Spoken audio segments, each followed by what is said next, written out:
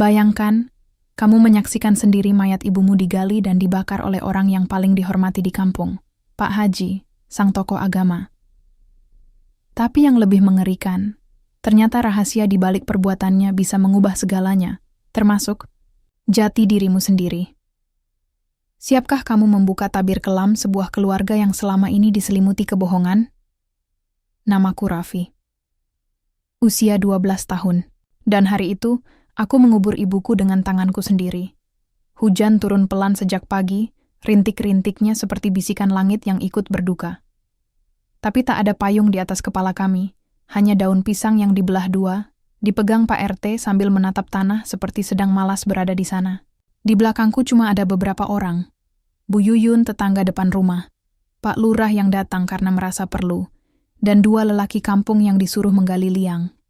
Tidak ada tangisan, tidak ada pelukan hangat, tidak ada selimut duka. Semua dingin, basah. Sepi ibuku, perempuan paling sabar yang pernah aku kenal, dibungkus kain putih lusuh yang dijahit sendiri beberapa bulan lalu. Ia sudah tahu waktunya akan tiba. Dan mungkin, ia juga tahu tak akan ada banyak orang yang peduli saat jasadnya dimasukkan ke liang tanah. Aku masih ingat betul suara batuknya yang semakin keras sejak awal bulan. Badannya mengurus, kulitnya makin pucat, tapi ia masih sempat tersenyum waktu aku pulang sekolah, membawa tahu isi sisa dari kantin. "Kamu baik banget, Raf," katanya waktu itu. "Nanti kalau ibu udah nggak ada, jangan jadi anak jahat ya." Aku waktu itu ketawa. Ibu ini ngomong apa sih? Nggak bakal ninggalin aku kan?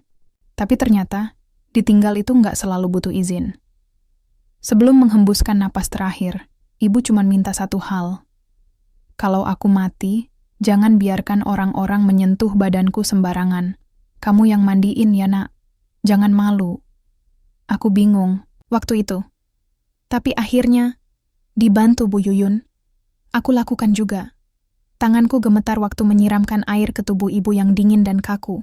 Aku nggak tahu apakah air mataku ikut jatuh ke tubuhnya, atau cuman bercampur sama air wudhu yang tak pernah sempat ia kerjakan lagi. Kuburan ibu dibuat di pinggir kampung, dekat kebun singkong. Tempat dulu kami biasa main petak umpet waktu aku masih kecil. Waktu pemakaman berlangsung, tak ada tahlil yang panjang, tak ada bacaan Yasin yang merdu. Pak Haji, orang yang biasanya jadi pemimpin doa di setiap kematian warga kampung, tidak datang. Alasannya katanya sedang ke kota, mengurus sesuatu yang penting. Tapi aku dengar, dari obrolan orang-orang, katanya beliau memang enggan datang. "Perempuan itu kan dulu pernah kabur dari kampung," bisik salah satu ibu-ibu saat lewat. "Enggak, tahu malu. Balik-balik minta dikubur di tanah sini." Aku diam saja. Kupeluk lututku, duduk di tanah basah, sambil memandangi nisan sederhana bertuliskan, Nur Halimah binti Abdul Malik, wafat di usia 38 tahun. Nama ayah yang tak pernah ku kenal tertulis di batu itu, hanya karena Bu Yuyun bilang, semua orang butuh asal-usul, meskipun bohong. Angin bertiup pelan. Aroma tanah dan hujan bercampur menjadi satu. Aku mencoba mengingat suara ibu, wajahnya, pelukannya, tapi semua terasa jauh dan dingin sekarang. Seperti kabut yang menutupi semuanya. Hari itu aku pulang ke rumah dengan sepatu berlumpur dan dada kosong. Rumah kami kecil, dinding kayunya sudah banyak yang bolong. Atapnya bocor di 5 titik. Tapi di sanalah aku tumbuh, dipelukan seorang perempuan yang meski dihina kampung, selalu menciumku setiap malam. Aku duduk di atas tikar lusuh yang masih bau tubuh ibu. Mataku menyapu seisi ruangan. Tapi semuanya terasa asing. Tanpa ibu, rumah ini cuma sekotak kayu dengan kenangan yang membeku. Aku membungkuk, menempelkan pipi ke tempat biasanya ibu duduk saat menjahit. Rasanya seperti meraba bayangan. "Bu, Raffi sendirian sekarang?" Aku tidak menangis. Bukan karena aku kuat, tapi karena tangisku seperti macet di dalam dada. Tertahan, menggumpal, dan terasa perih. Tiba-tiba, pintu rumah diketuk. Pelan, 3 kali. Aku bangkit, berjalan membuka pintu dengan malas. Bu Yuyun berdiri di sana membawa bungkusan nasi bungkus dan selembar kain. Ini buat kamu, Nak. Makan dulu ya. Jangan sampai sakit. Aku mengangguk. Makasih, Bu. Dia diam sebentar. Kalau kamu butuh tempat nginep, rumah ibu terbuka, ya. Rumah kamu kayaknya sepi banget. Aku ingin bilang, aku sudah biasa sendirian.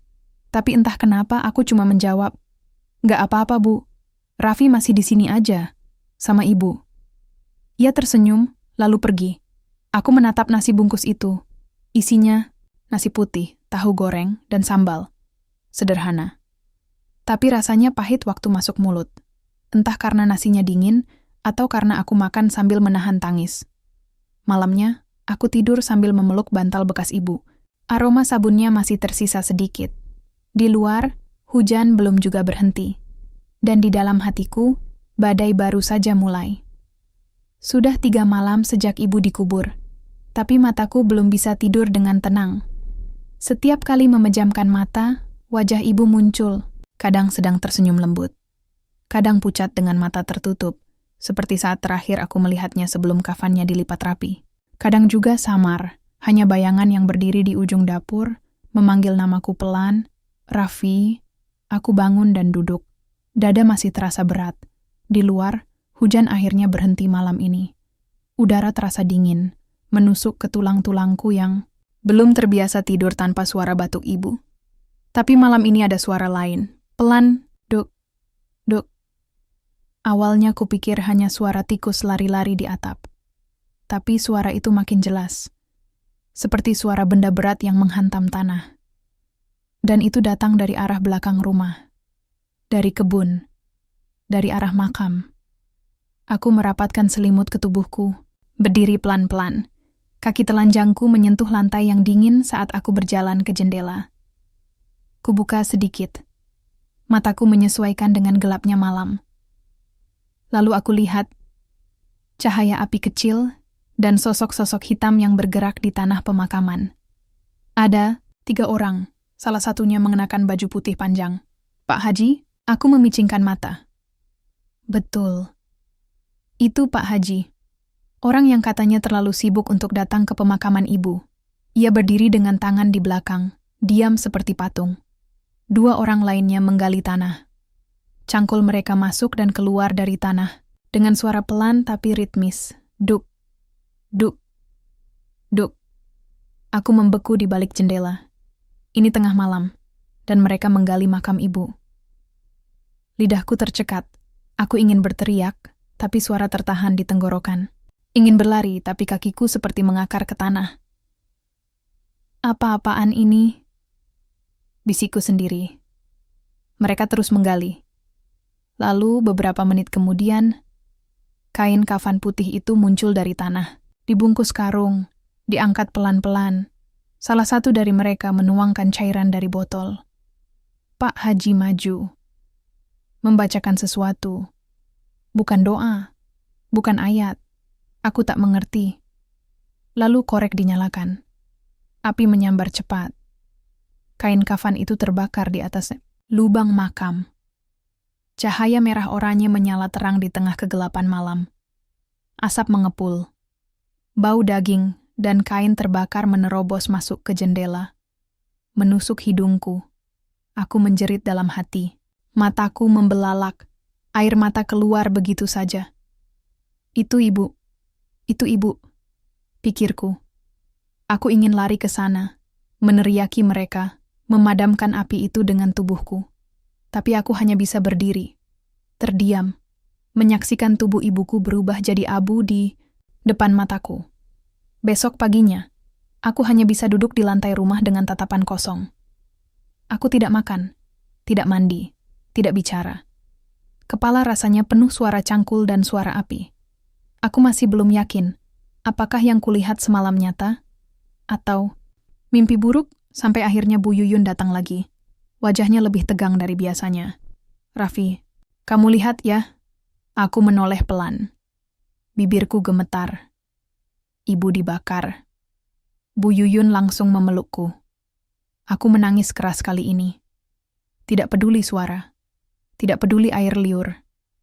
Aku terisak-isak sampai lemas. Setelah tangisku reda, Bu Yuyun duduk di depanku. Matanya berkaca-kaca. Kita nggak bisa ngomong sembarangan, Nak, katanya pelan. Pak Haji bilang, mayat ibu kamu membawa najis. Katanya tanahnya nggak suci, makanya dibakar, demi menjaga kesucian kampung. Aku menoleh cepat. Najis? Ibu saya orang baik. Dia selalu wudu, selalu sholat, selalu sabar. Najis dari mana? Bu Yuyun menarik napas panjang. Itu cuman alasan. Tapi warga percaya. Soalnya yang ngomong Pak Haji. Aku menggigit bibir. Dadaku panas. Ada api yang mulai tumbuh di dalam hati. Tapi bukan api seperti semalam. Ini api kemarahan. Api yang pelan-pelan berubah jadi dendam. Siangnya, beberapa warga datang. Mereka menatapku dengan pandangan kasihan yang dipaksakan. Ada yang bilang, sabar ya, Nak. Ada juga yang hanya mengangguk, lalu pergi. Tapi aku dengar bisik-bisik mereka. Udah bagus malah dibakar. Siapa tahu mayatnya bawa sial. Jangan-jangan dulu emang ada salah. Pak Haji nggak mungkin salah lah. Setiap kata mereka adalah belati. Aku ingin teriak. Aku ingin bilang, mereka semua salah. Tapi aku masih bocah. Suaraku masih dianggap remeh. Tidak ada yang mau dengar. Malam, harinya aku kembali duduk di jendela. Tapi kali ini tak ada lagi suara cangkul. Tak ada api. Hanya kuburan kosong, tanpa batu nisan.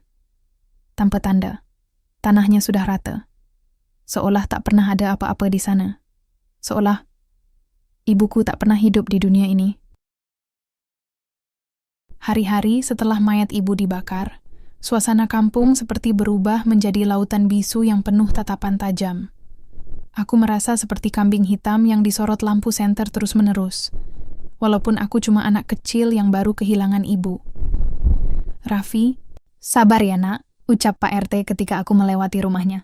Tapi ada jarak di matanya. Seolah dia sedang menghindari sesuatu yang seharusnya dia bilang. Aku tahu. Semua orang di kampung sudah tahu apa yang sebenarnya terjadi malam itu. Tapi mereka memilih diam. Atau lebih tepatnya, memilih percaya apa yang Pak Haji katakan. Pak Haji, pemuka agama yang disegani, bilang pembakaran itu demi menjaga kesucian kampung. Ibu Raffi membawa noda yang harus dibersihkan, katanya dalam khutbah pendek di masjid minggu lalu. Semua orang mengangguk, termasuk aku, walaupun hati kecilku memberontak. Setiap kali aku melewati masjid, aku bisa merasakan tatapan penuh penghakiman dari para bapak-bapak yang dulu ramah. Mereka membicarakan aku dengan bisik-bisik yang cukup keras untuk kudengar, tapi aku pura-pura tidak peduli. Suatu sore, aku duduk di bawah pohon beringin dekat sekolah. Aku melihat beberapa anak bermain, tapi mereka tidak mengajakku. Aku mencoba mendekat, tapi mereka menjauh. Kamu siapa? Anak mayat dibakar? Kata salah satu anak sambil tertawa kecil. Teman-temannya ikut tertawa. Hatiku tersayat. Aku menunduk, menyesap air mata yang tak sempat jatuh. Keesokan harinya, aku pergi ke rumah Bu Yuyun. Dia satu-satunya orang yang tidak pernah berpaling dariku sejak ibu meninggal. Dia memberiku pelukan hangat dan sesendok bubur hangat yang aku makan sambil menangis. Raffi, kamu nggak salah, kata Bu Yuyun dengan suara lembut. Kadang, orang takut pada kebenaran, makanya mereka tutup mata dan telinga. Tapi kamu harus kuat, ya. Aku ingin percaya. Tapi rasa sakit dan dendam membuat hatiku gelap. Malam itu, aku duduk di kamarku, membuka kotak kayu pemberian ibu yang kutemukan di lemari. Di dalamnya ada surat-surat yang sudah agak usang, tertulis dengan tulisan tangan ibu. Aku membaca satu persatu, dan semakin aku baca, semakin banyak pertanyaan yang muncul. Surat itu ditujukan untuk seseorang yang ditulis dengan huruf A. Isinya penuh harapan dan permintaan maaf.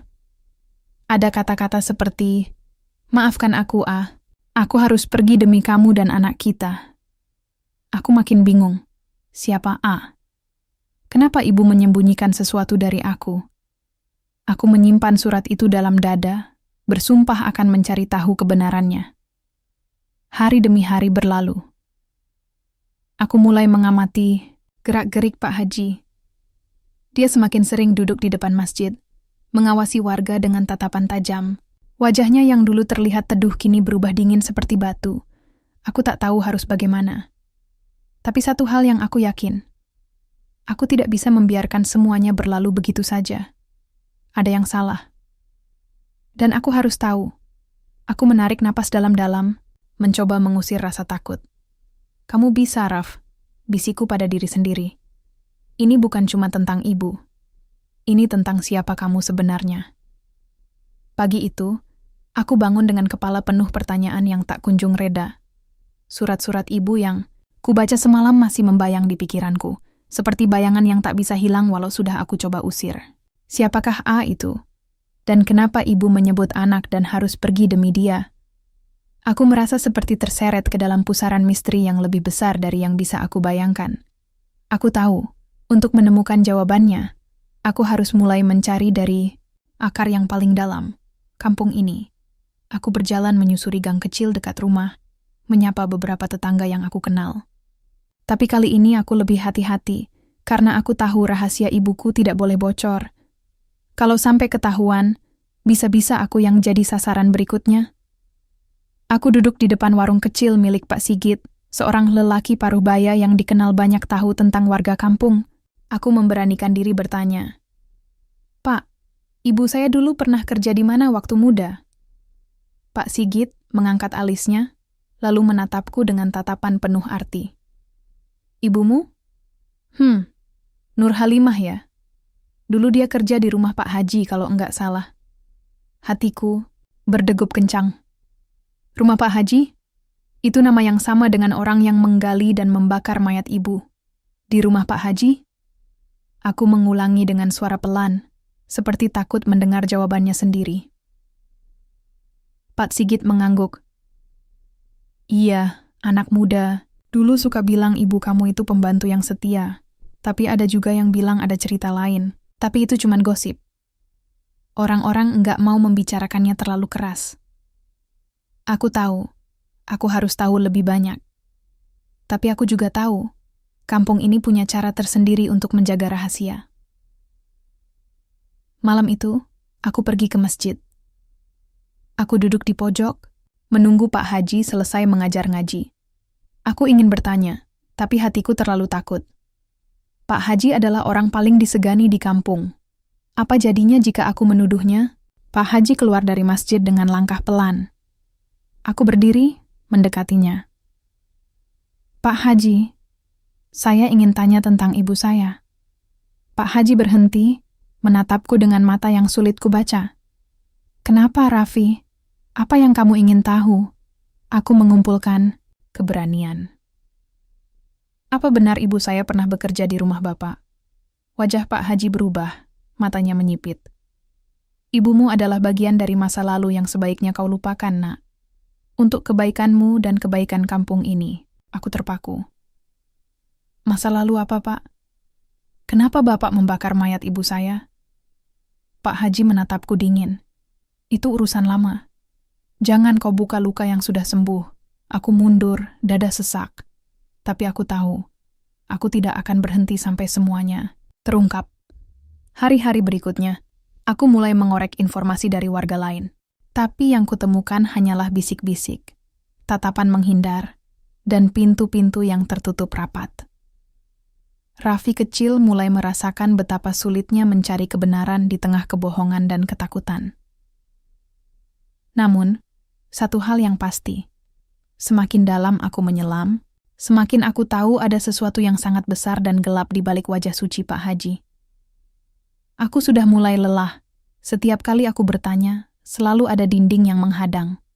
Orang-orang kampung seolah takut bicara, atau sengaja menutup mulut demi memaga sesuatu yang lebih besar daripada aku.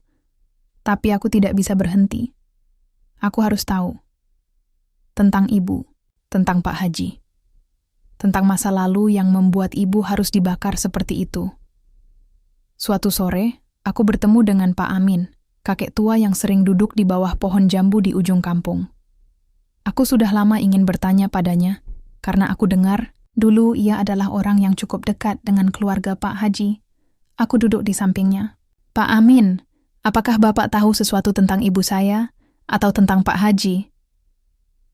Pak Amin menatapku lama, seperti menimbang-nimbang apakah ia mau membuka mulut. Akhirnya ia menghela napas panjang. Dulu, puluhan tahun lalu, ada cerita yang tak boleh diceritakan pada siapapun, katanya pelan.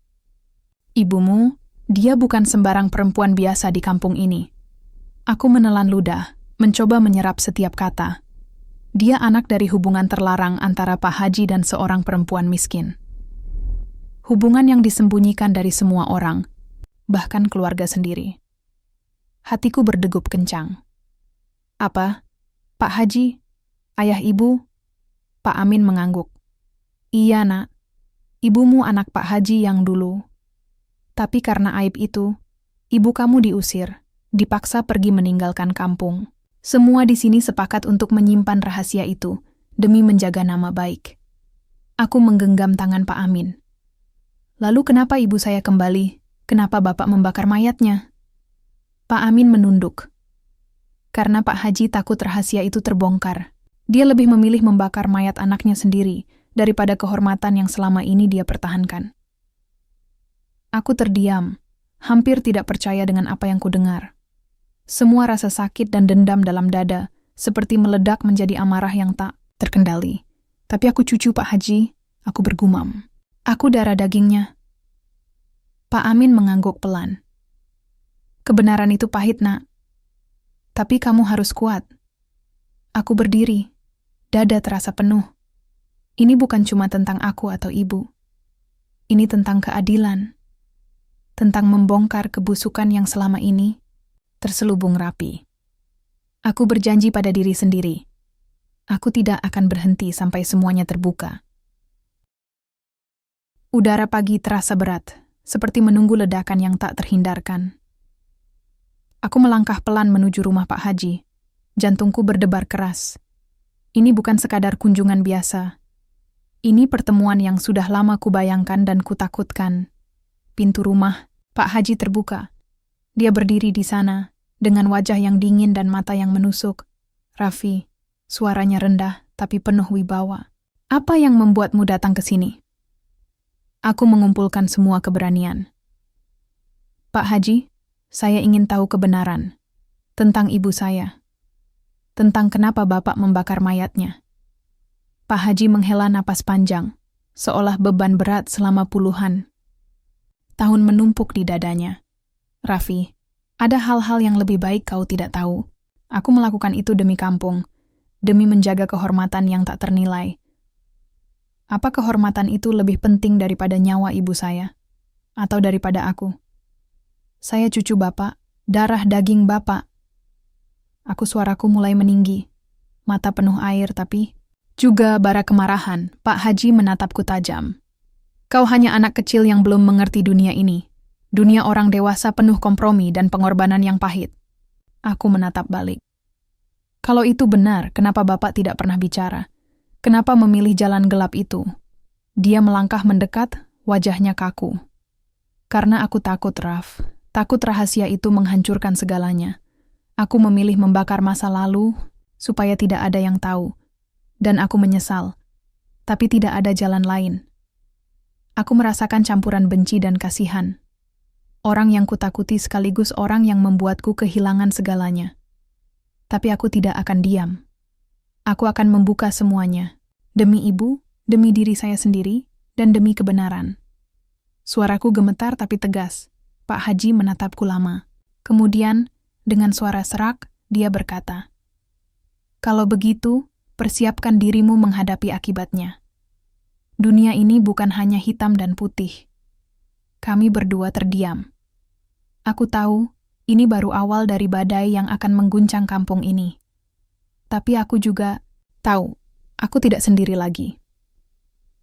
Setelah pertemuan dengan Pak Haji, aku merasa dunia seperti runtuh di sekelilingku. Tapi di sisi lain, ada api kecil dalam dadaku yang mulai menyala. Api itu bukan hanya karena kemarahan, tapi juga karena harapan. Harapan untuk mengungkap semua kebohongan yang selama ini menutup mata dan telinga orang-orang di kampung. Namun, aku segera menyadari perjuanganku tidak akan mudah. Kabar tentang konfrontasiku dengan Pak Haji menyebar cepat. Dalam hitungan hari, aku mulai merasakan tatapan tajam dan bisik-bisik di belakangku.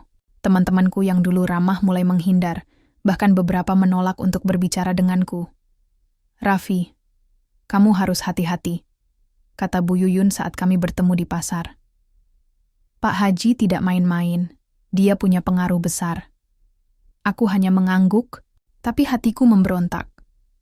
Aku tidak peduli dengan ancaman atau ketakutan. Aku harus terus berjalan. Suatu malam, saat aku berjalan pulang, ada beberapa pria yang berdiri di sudut jalan. Mereka menatapku dengan dingin, lalu satu dari mereka mendekat dan berkata dengan suara rendah, "Kamu harus berhenti mencari-cari masalah, anak muda. Ini bukan urusanmu." Aku menatap balik dengan tegas. "Ini urusanku. Ini tentang ibu saya, tentang kebenaran."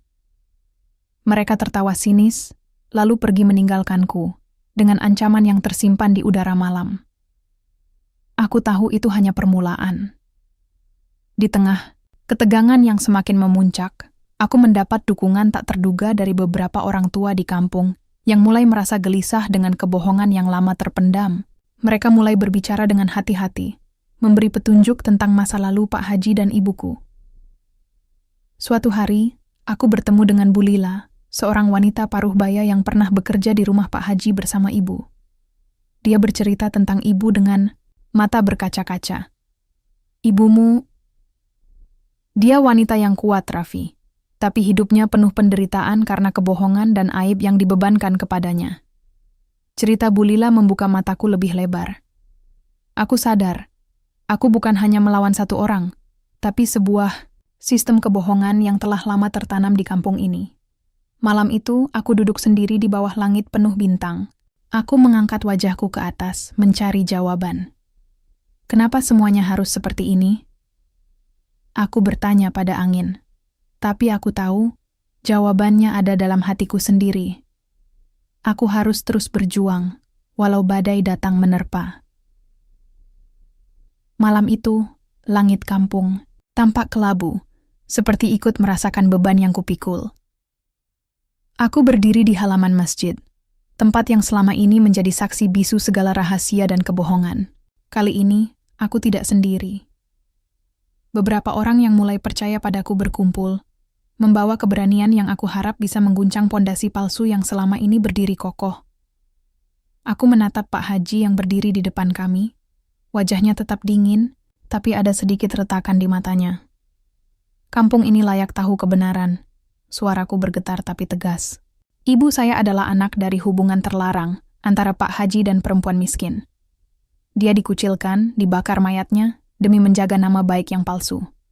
Suasana hening. Semua mata tertuju pada Pak Haji. Ia menghela napas panjang, lalu berkata, dengan suara berat, "Kalian benar. Semua ini memang kesalahanku. Aku tak bisa menghapus rasa sakit yang sudah kubuat, tapi aku menyesal."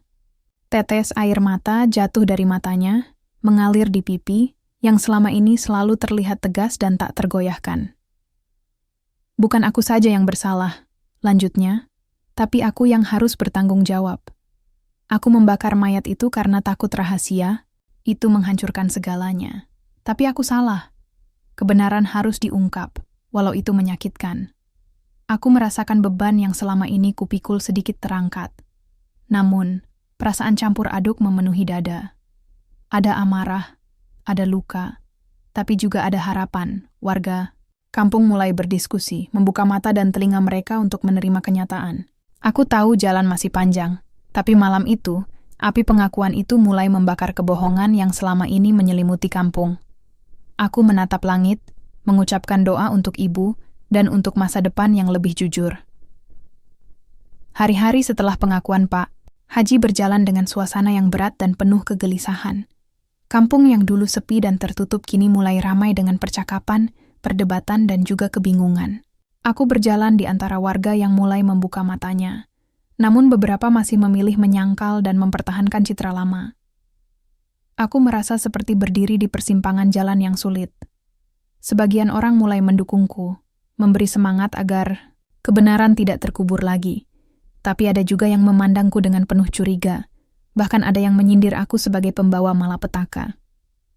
Suatu sore, aku bertemu dengan Pak Amin yang sudah tua dan lemah. Dia menatapku dengan mata yang penuh kasih dan penyesalan. "Kamu sudah melakukan hal yang benar, Raffi," katanya pelan. "Tapi ingat, jalan ini tidak mudah. Banyak yang terluka, termasuk kamu."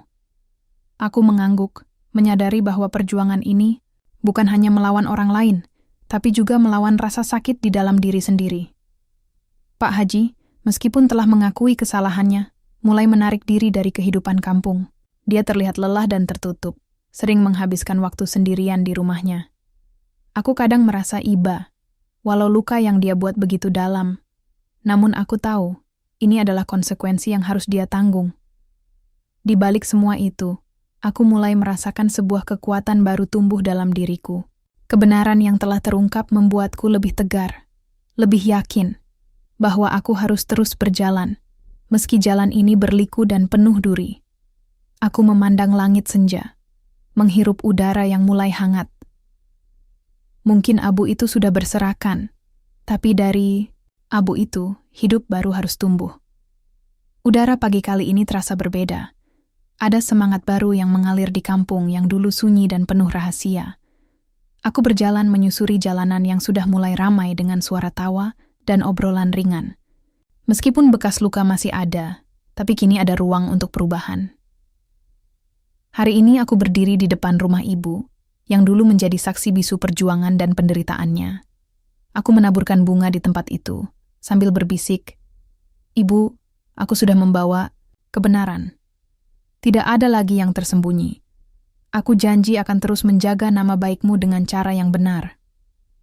Warga kampung pun mulai belajar menerima kenyataan. Pak Haji, meskipun sudah jauh dari keramaian, mulai perlahan menerima kenyataan dan mencoba menebus kesalahannya dengan cara yang bisa dia lakukan, meskipun tidak mudah. Aku juga mulai membuka lembaran baru dalam hidupku. Kekuatan yang kuraih dari kebenaran ini membuatku ingin membantu anak-anak yatim lain agar tidak mengalami nasib seperti aku dan ibu. Di sebuah sore yang hangat, aku duduk bersama beberapa anak kampung, mengajarkan mereka membaca dan menulis. Tawa mereka adalah obat bagi luka lama yang masih menganga. Aku tahu, perjalanan ini belum berakhir, tapi aku percaya, dari abu kebohongan yang terbakar, akan tumbuh harapan dan kehidupan baru. Aku menatap langit senja, dan kali ini aku tersenyum.